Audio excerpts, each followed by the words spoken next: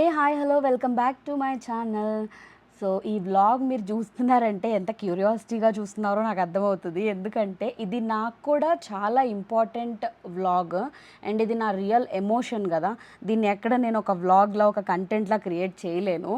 So ఇన్ని రోజులు వచ్చాను కదా, 2 months హ్యాపీగా ఉన్నాను అనుకున్నాను సేపు పట్టలేదు, మళ్ళీ తిరిగి వెళ్ళాల్సిన టైం అయ్యింది. ఇందులో ద మోస్ట్ పెయిన్ఫుల్ మూమెంట్ ఏంటి అని అంటే నాకు ఫస్ట్ ప్రిఫరెన్స్ ఆద్యానే. తనను వదిలేసి నేను అస్సలు ట్రావెల్ చేయలేను. 1 year క్రితం నేను ఇదే పని చేశాను, మళ్ళీ ఇప్పుడు సెకండ్ టైము. నాకు తెలుసు నేను ఎంత పెద్ద మిస్టేక్ చేస్తున్నానో అని. ఎప్పటికప్పుడు ఆ ఫీలింగ్ నన్ను టార్చర్ చేస్తూ ఉంటుంది. అయినా సరే తప్పదు, నేను హెల్ప్లెస్ ఇప్పుడు. అండ్ ఆల్సో లైక్ ఫర్దర్గా ఒక స్టెప్ తీసుకొని మంచిగా ఉండాలి అంటే ఇదొక ఆప్షనే ఉంది నా దగ్గర. సో హోప్స్ అన్నీ మంచిగా జరుగుతాయని మాత్రం ఒక హోప్ తీసుకోగలను, కానీ ఇంక అంతకుమించి ఏం చేయలేను. కానీ నా చేతుల్లో ఉన్నంత వరకు తొందరగా, వీలైనంత తొందరగా తనను కూడా నా దగ్గరికి తీసుకొచ్చుకోవాలని అనుకుంటున్నాను. ఎందుకంటే ఇంకెక్కువ కాలం నేను వదిలేసి ఉండలేనని ఈసారి వచ్చిన తర్వాత నాకు ఇంకా క్లియర్గా అర్థమైంది. సో ఇలా చెప్పుకుంటూ పోతే ఇంకా ఈ స్టోరీ అయితే చాలా పెద్దదే. సో ఫస్ట్ ఈ వ్లాగ్ చూస్తే అండ్ మీకు ఫర్దర్ వ్లాగ్స్లో మంచి మంచి ఇంట్రెస్టింగ్ విషయాలు అయితే తెలుస్తాయి. నాకు తెలుసు నేను వ్లాగ్స్లో లేట్గా వస్తున్నాను అని. ద రీజన్ ఏంటంటే నేను కూడా బాగా మెంటల్ డిప్రెషన్లోకి వెళ్ళిపోతున్నాను లైఫ్లో. ఎందుకంటే ఫ్యామిలీని, ఆద్యాని అండ్ మా హస్బెండ్ని అందరికీ దూరంగానే ఉంటున్నాను. సో నేను అంత మంచిగా ధైర్యంగా నేను ఏది చేయలేకపోతున్నాను ఒక్కోసారి. సో అందుకే నా వ్లాగ్స్కి కూడా గ్యాప్ రావటము. ఇంక ఇప్పుడైతే ఈ వ్లాగ్ ఇంట్రెస్టింగ్గానే ఉంటుంది, ఎందుకంటే ట్రావెల్ వ్లాగ్ కదా. సో ఎక్కడి నుంచి మొదలు పెడుతున్నాను అంటే ఆద్య వాళ్ళ డాడీకి గిఫ్ట్ తయారు చేసే దగ్గర నుంచి. తను 1.5 year అప్పుడు వదిలేసి వెళ్ళాడు. అండ్ తర్వాత మధ్యలో ఒకసారి వచ్చారు, కానీ తను ఉన్న 1 monthలో అసలు తనతో ఉన్నట్టుగా ఏమీ టైం స్పెండ్ చేసినట్టుగా అనిపించలేదు. ఇప్పుడు ఎంత పెద్దగా అయిందో ఏంటో అని అన్నట్టుగా తనకు అసలు ఉంటుంది కదా.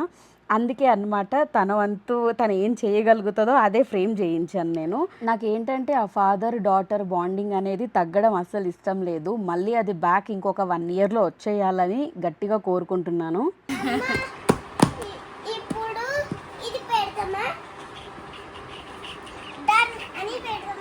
డన్ అని పెడదామా? డన్ పెట్టేది ఏ పక్కన డి వై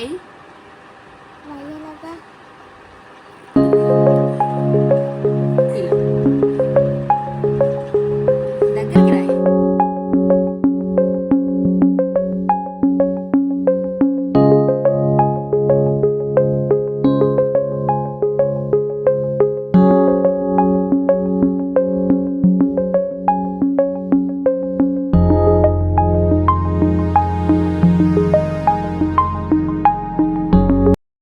సో ఇంకా అలా తనకు తోచిన గిఫ్ట్ అయితే చేసింది. నాకేమో అన్నీ ఇంకా లాస్ట్ రోజు కదా నా ఫీలింగ్ ఎక్కువైంది.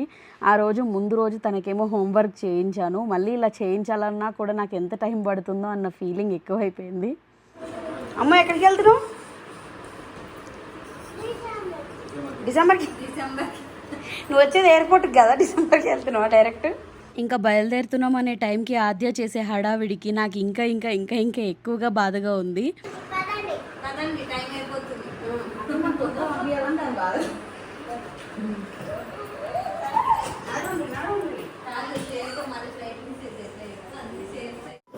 అస్సలు చెప్పలేకపోతే ఎట్లా తిరుగుతాను అసలు ఇప్పుడు వేసుకోవాలంటే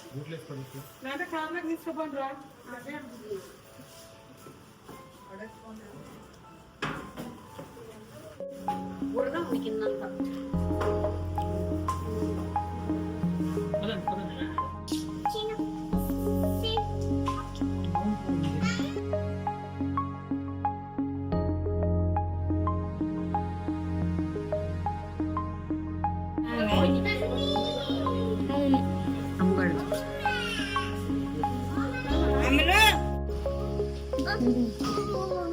చెప్పలే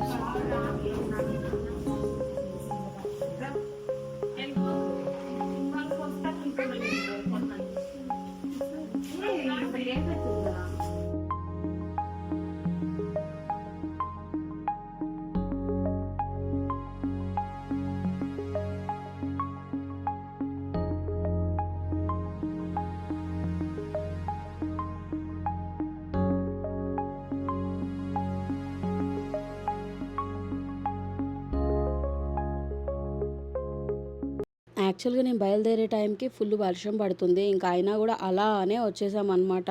వచ్చేసరికి ఆద్య గూడా మంచి నిద్రలో ఉంది. నేనేమో ఇంకా అసలు దించడానికి సిద్ధంగా లేను. ఈసారి నేనే ఎత్తుకొని ఉండాలనన్నట్టుగా ఎంతసేపయినా సరే అలా ఎత్తుకొనే ఉన్నాను.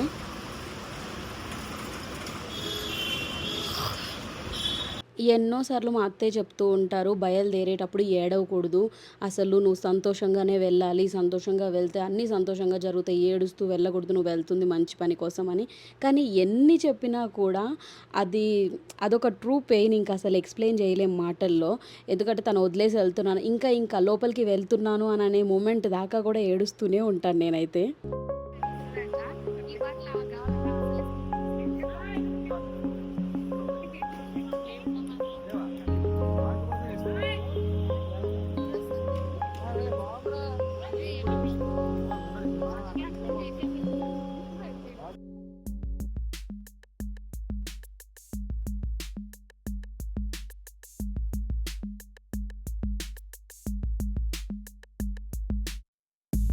అసలు నేను వచ్చి 2 మంత్స్ ఏం చేశానో గూడా నాకర్థం గాలేదు. అలా అయిపోయినాయి చిటికలో.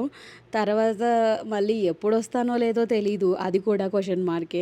ఈ భయానికి నాకు నిజంగా వెళ్ళాలంటే అంత ధైర్యం సరిపోవట్లేదు. కానీ వంశీ దగ్గరికి వెళ్తున్నానని ఆనందపడాలా? మళ్ళీ ఆద్యను వదిలేస్తున్నానని బాధపడాలా? ప్రతిసారి ఇదొక క్వెషన్ మార్క్‌లోనే ఉంటాను నేను. నిజంగా ఆ రోజు ఎప్పుడొస్తుందో మళ్ళీ మేమంతా ఒకే చోటకి చేరి అందరం ఒకే చోట కలిసి ఉండేలాగా ఆ డే కోసం మాత్రం చాలా వెయిట్ చేస్తున్నాను. ఎయిర్‌పోర్ట్‌కి బయలుదేరే ముందు మమ్మీ నేను కూడా వస్తాను నీతో పాటు. నేను కూడా అసలు ఎలా ఉంటుందో డిసెంబర్ చూస్తాను అని అనేసి అంటుంది. ఇక్కడ డిసెంబర్ అంటే ఏంటంటే పోయినసారి వాళ్ళ డ్యాడీ డిసెంబర్‌లో రావటం. యూఎస్‌ని డిసెంబర్ అని గుర్తుపెట్టుకుంది. ఇంకా లోపలికెళ్ళే టైం మాత్రం అసలు నాకు వెళ్ళాలని లేదు. చాలా సేపు ఆగుతున్నాను, మళ్ళీ వెళ్తున్నాను. అలా ఎంతో సేపు ముందు వెనక అయ్యాను. అలాగే నేను కొద్దిగా ఫ్లైట్‌కి లేట్‌గానే వెళ్ళాను చెక్ ఇన్ అవన్నీ చేసుకోవడానికి. బట్ అయినా కూడా ఎట్ ద ఎండ్ నేను వెళ్ళాలి. ఫస్ట్ థింగ్ అదే నాకు అదే డైజెస్ట్ చేసుకోలేనంత పెయిన్. గేట్ లోపలికి ఎంటర్ అయిన తర్వాత గేట్ నంబర్ 9 కాదు మీరు వెళ్ళాల్సింది 10 అన్నారు. మళ్ళీ వెంటనే మారిపోయేసరికి రెండోసారి ఆద్య దగ్గరగా కనిపించింది. పరిగెత్తుకుంటూ వెళ్ళి అలా ముద్దులు పెట్టేసుకున్నాను. ఎంత మిస్ అవుతున్నానని ఆ నిమిషంలో నాకు అనిపించింది. ఈ నిమిషం తీసుకెళ్ళిపోవాలన్నంత వచ్చేసింది. కానీ అక్కడ ఆపుకోవాల్సిన మినిట్ నాది. ఇంకా లోపలికెళ్ళిన తర్వాత ఈసారి బై గాడ్స్ గ్రేస్ మళ్ళీ బయటికి రావాల్సొచ్చింది. నా లగేజ్ కొంచెం ఏదో ఒకటి ఎక్కువైందని ఒక ఐటెమ్ తీసేయాల్సొచ్చింది. దానికోసం వెనక్కొచ్చాను. సో, అలా నేను 2, 3 సార్లు చూసాను. ఎంత బాధైనా సరే, ఎంత ఏడ్చినా సరే ఎట్ ద ఎండ్ ఇంకా డెస్టినేషన్‌కైతే చేరుకోవాల్సిందే. ఆహ్, ఇది అబుదాబి ఎయిర్‌పోర్ట్. మొత్తానికి దుబాయ్‌లో దిగాను. లాస్ట్ టైమ్ ఇక్కడే గదా! నేను వెళ్ళేటప్పుడు మంచిగా మా డ్యాడీ కోసం ఒక మంచి విస్కీ బాటిల్ తీసుకున్నాను. సో, ఇప్పుడు మళ్ళీ అదే ప్లేస్‌కొచ్చాను. ఇంకా నాకు అనిపించింది, ఓహ్ మై గాడ్! డేస్ అయిపోయినాయి అని అనిపించింది.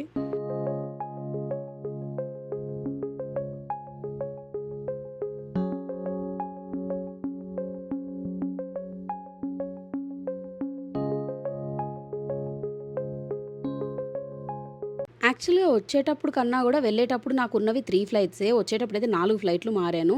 సో, ఇమిగ్రేషన్ అంతా గూడా నాకు అబుదాబిలోనే జరిగింది. ఎలా ఉంటుందో అనుకున్నా. నిజంగానే నేను వచ్చేటప్పుడు చూసాను గదా! చాలా స్ట్రిక్ట్‌గా ఉంది ఇమిగ్రేషను. ఇంకా కూర్చొని ఇమిగ్రేషన్ అయిపోయింది కదా! అని వాటర్ బాటిల్‌ని చూసేసరికి ఆద్య గుర్తుకొచ్చింది. ఈ బాటిల్ కోసమే కదా! నాకు ఈ బాటిల్ కావాలి మమ్మీ తీసుకెళ్ళొద్దని గొడవ పడిందనేసి.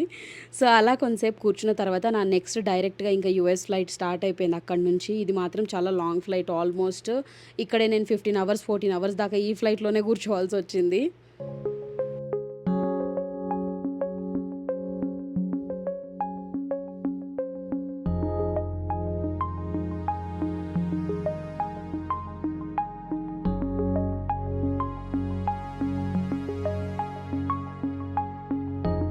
నేను ఆల్రెడీ కంట్రీ దాటేసి మళ్ళీ అబుదాబిలో ఉన్నాను. అయినా సరే ఏదో ఆద్యకి దగ్గరగా ఉన్న ఫీలింగే ఉంది. ఈ ఫ్లైట్ కూడా ఇంకా ఫ్లై అవుతుంది అనిపించినప్పుడు, టేక్ ఆఫ్ అవుతుంది అనిపించినప్పుడు ఇంకా, ఇంకా వెళ్ళిపోతున్నా ఇంకా దూరంగా అననేసి ఎంత బాధొచ్చిందో, ఎంత ఏడుపొచ్చిందో.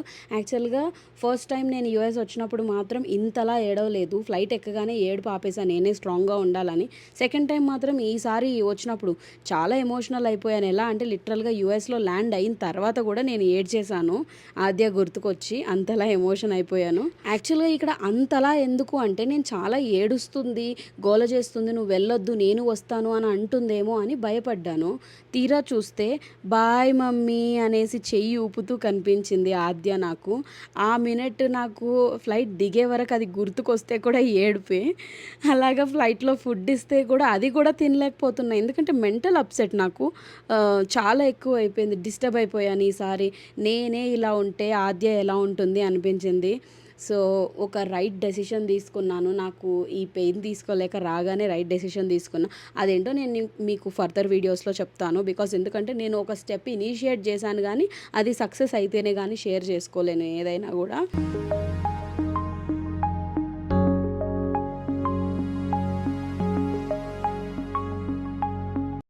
అలా ఇంకా యూఎస్లో ల్యాండ్ అయిపోయాను. డైరెక్ట్గా అట్లాంటాలో వచ్చి పడ్డానమాట. ఇంకా మా హస్బెండ్ పిక్ చేసుకోవడానికి వస్తున్నాను అనేసి అన్నారు దారిలో ఉండగా. బట్ ఇక్కడ నాకు బాగా ఎక్కువగా ఎదురైన ఎమోషనల్ సీన్ ఏంటంటే, నేను బ్యాగేజ్ కలెక్ట్ చేసుకుందామని వెళ్ళే లోపు ఆద్య కాల్ చేసింది.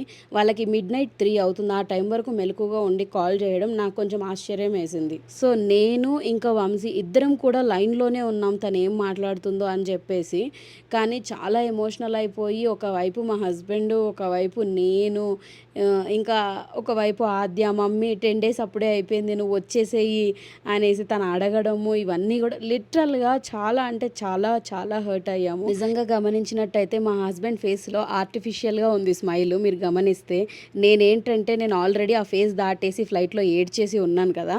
సో నాకేం లేదు, తను మాత్రం చాలా చాలా ఏడుస్తున్నాడు. తన ఫేస్ ఆర్టిఫిషియల్గా కనిపిస్తుంది. ఎందుకంటే తను ఆల్రెడీ ఏడుస్తూనే వచ్చాడు డ్రైవ్లో కూడా. అండ్ ఇంకోటి తను ఫోన్ చేసి మాట్లాడే విధానానికి ఇంకా ఇదైపోయిందనమాట. మైండ్ ఒక 2-3 days వరకు మనశ్శాంతిగా లేను. బట్ ఏదైనా ఇంకా మన మంచికి అనుకున్నాము. తొందరలో గుడ్ న్యూస్ చెప్పాలి, మళ్ళీ ఆద్యాన్ని తీసుకొస్తున్నాము అని ఎక్స్పెక్ట్ చేస్తున్నా. దాన్ని నాకు వెల్కమ్ చెప్పడం కోసం మంచి రోజ్ బొకే తీసుకొని వచ్చాడు. కానీ ఆద్య మాటల్లో ఎమోషనాలిటీ కనిపించడం వల్ల అది కూడా పక్కన పెట్టేసి ఏడుస్తూ కూర్చున్నాడు. అసలు నిజం చెప్పాలంటే అది తనే కాదు, నేను కూడా, మేము ముగ్గురం కూడా అదే స్టేజ్లో ఉన్నాము ఆ టైంలో. కానీ ఇంకా అంతే, మంచి మూమెంట్స్ కోసం వెయిట్ చేస్తున్నాం అనుకోవాలి. సో ఇదే అన్నమాట the most emotional journey vlog. నా నెక్స్ట్ అప్కమింగ్ వ్లాగ్స్కి ఇంకా మంచి కంటెంట్తో రావాలి అనుకుంటున్నా. If you are new to my channel please subscribe for more updates. Stay tune to my channel. See you all in my next videos. Bye.